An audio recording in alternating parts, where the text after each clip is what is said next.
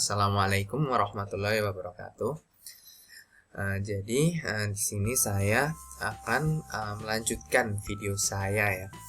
Jadi teman-teman kemarin udah menonton ya untuk video di YouTube yang membahas mengenai penulisan proposal khususnya di bab 3. Nah, setelah teman-teman menonton, itu pasti ada beberapa dari teman-teman yang penasaran atau jadi mengajukan pertanyaan tentang bagaimana sih untuk penulisan lebih detail tentang bab 3 dan ada seluk-beluk tentang proposal khususnya di bab 3 itu sendiri. Nah, di sini aku udah rangkum ya pertanyaan itu beserta jawaban yang akan aku sampaikan ya di kesempatan kali ini. Untuk pertanyaan pertama, apakah di setiap proposal penelitian harus dicantumkan rancangan percobaan atau DOE? Jawabannya tidak, teman-teman. Jadi design of experiment atau desain eksperimen yang memuat tentang berapa kita dengan variasi variabel itu merupakan suatu hal yang tidak wajib ya teman-teman untuk dicantumkan di proposal. Tergantung apakah di proposal itu, di guidebook dari proposal yang ingin kita kirim itu diminta atau tidak, dan bergantung juga pula dengan jenis penelitian kita. Nah, di sini aku langsung aja ya kasih contoh kasus aja daripada terlalu ngawang nanti. Yaitu judul yang pertama, yaitu tentang papan partikel limbah rumput laut Eusebia dengan perekat sisik ikan nila. Ini dulu saya ajukan ya ke pendanaan PKM 2018 dan alhamdulillah dapat pendanaan ya.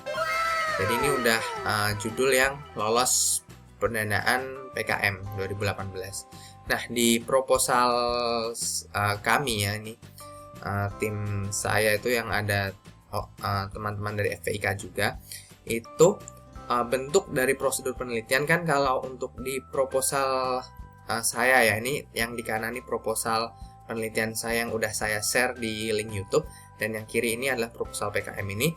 Tanpa yang perbedaan yang pertama, yaitu kalau untuk prosedurnya saya tulis dalam bentuk kalimat seperti ini. Nah, kalau untuk di proposal PKM yang sudah saya buat, ini tampak dibentuk dalam bentuk diagram alir. Nah, jadi sebenarnya teman-teman juga untuk penyusunan dari prosedur penelitian ya, poin kelima dari bab 3 itu tidak saklek ya, harus berbentuk kalimat dan atau harus berbentuk diagram alir. Ini harus kita pintar-pintarnya aja menyesuaikan ya. Nah, jadi terus kan alasan selanjutnya kenapa ada DOE atau enggaknya ya di suatu penelitian itu, kan tadi aku udah jelasin jenis penelitian. Nah, jenis penelitian aku untuk yang mata kuliah penelitian itu optimasi. Nah, optimasi itu pasti butuh namanya rancangan run ya.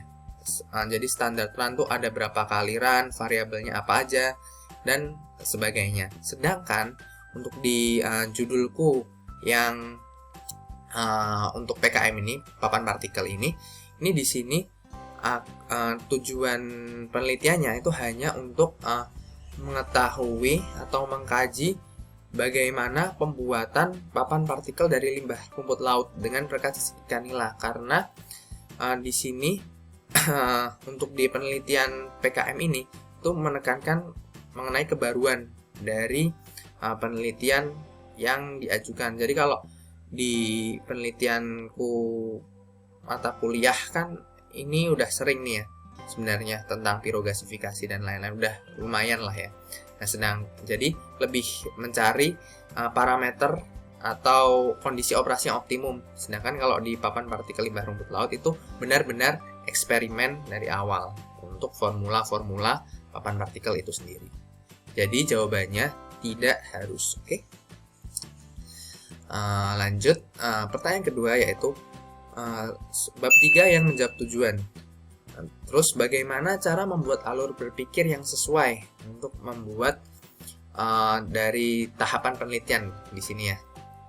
Nah, di sini teman-teman, itu pertama lihat dulu tujuan penelitiannya apa ya. Ini aku ambil juga dari proposalku yang udah saya share ya.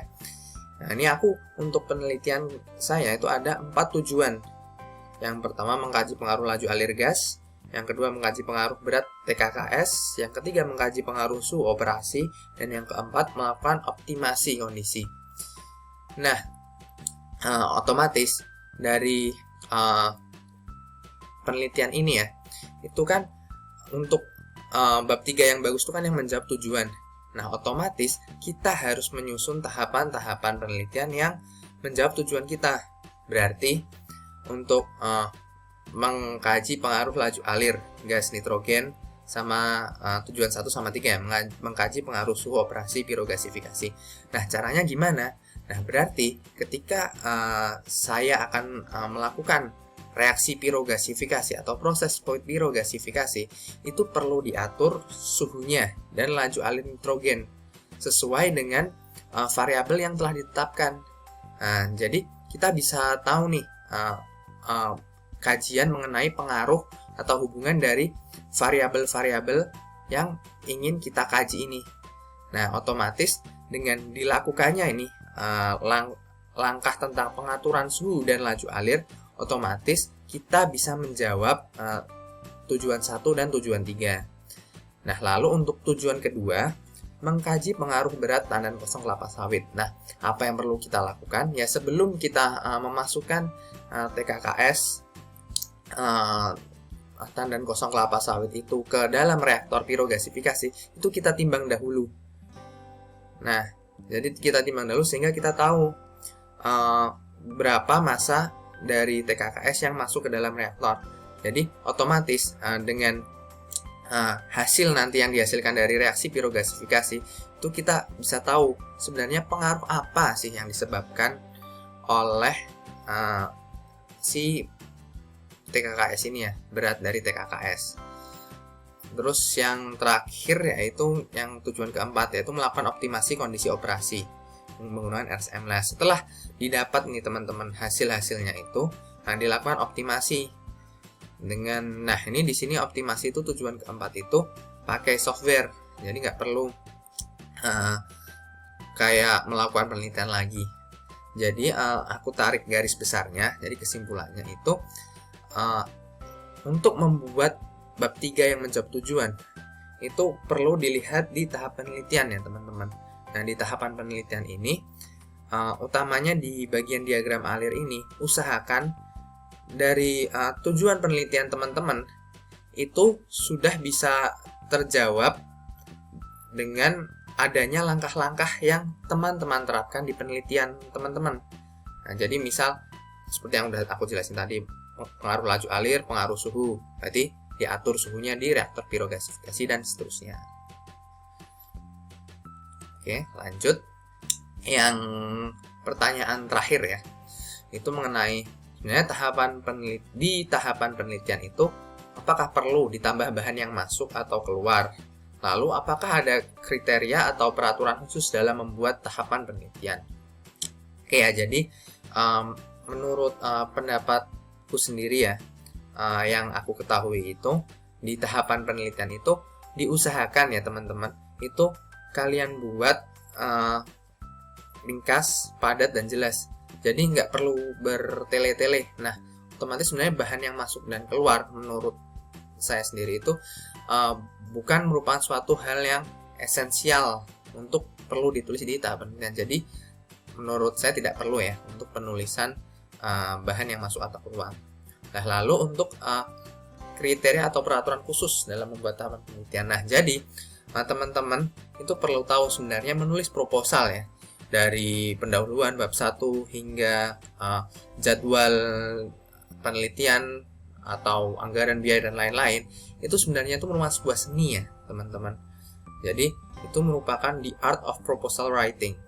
Nah, jadi teman-teman di sini itu tuh sebenarnya itu kalau teman-teman nih mau misal ngajuin proposal penelitian ke misal LIPI atau untuk PKM atau ke badan-badan penelitian lain, itu mereka udah punya kayak guideline sendiri, standar sendiri. Nah, namun apabila yang hal-hal yang tidak diatur dalam guideline itu jadi nggak tercantum, nah itu teman-teman ya bisa kreasikan sendiri, karena penulisan proposal itu merupakan seni. Jadi sebenarnya tuh nggak ada yang benar-benar aturan yang terlalu baku, cuma memang ada beberapa unsur yang perlu dipenuhi. Nah, selain itu sebenarnya ya secerdas-cerdasnya teman-teman aja sih untuk menyiasati penulisan proposal yang efisien dan efektif. Oke, sekian untuk jawaban pertanyaan dari School of Research 4 kali ini. Terima kasih sudah menonton untuk video penjelasan saya mengenai penulisan proposal khususnya di bab 3. Terima kasih atas perhatiannya, dan wassalamualaikum warahmatullahi wabarakatuh.